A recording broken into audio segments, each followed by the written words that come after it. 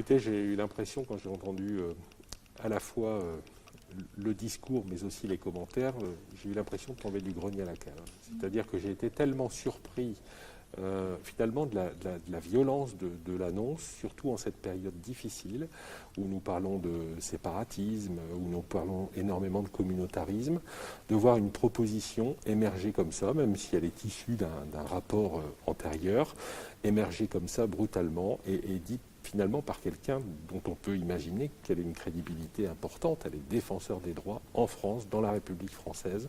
Et tout à coup, on propose de créer finalement une zone de non-droit où on aurait le droit de se promener sans pouvoir être contrôlé. Moi, quand je pourrais être contrôlé, et je pourrais l'être, et je le dis sincèrement, je ne le suis pas systématiquement, mais même en tant que sénateur, si j'étais contrôlé dans une zone ou dans un aéroport ou autre, qu'on me demande ma pièce d'identité, je ne me ferais aucune difficulté à la montrer. Aucune difficulté à la montrer. Parce que je pense que dans un état de droit, dans une république, on doit être en mesure de faire preuve d'une identité qui soit cohérente avec les droits de cette république.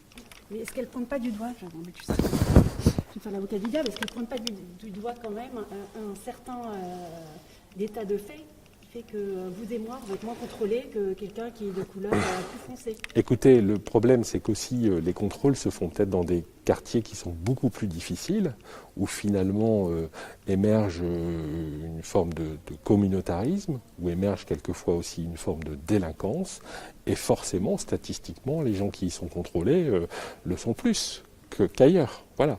Donc il y a là, je pense, une certaine irresponsabilité à proposer ce genre de choses. En tout cas, pourquoi demain pas imaginer des endroits où on n'a plus de service public, plus de commissariat de police non plus, pourquoi pas, et puis allez-y, faites ce que vous voulez dans ces zones-là, vous ne serez plus contrôlés.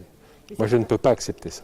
En tant que républicain, je ne dis pas que c'est une position conservatrice, dure. Au contraire, j'ai un esprit, je pense, assez tolérant à l'origine. Mais là, aujourd'hui, entendre ça, non.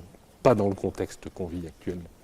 Si elle a fait cette proposition, c'est aussi parce que les rapports, notamment entre les jeunes issus des quartiers et la police, sont très difficiles. Oui. Donc comment est-ce qu'on fait pour réparer, pour recréer du dialogue?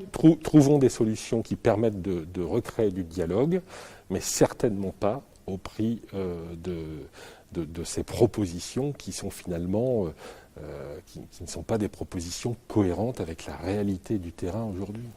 Il faut être en mesure de faire valoir son identité ou de la présenter.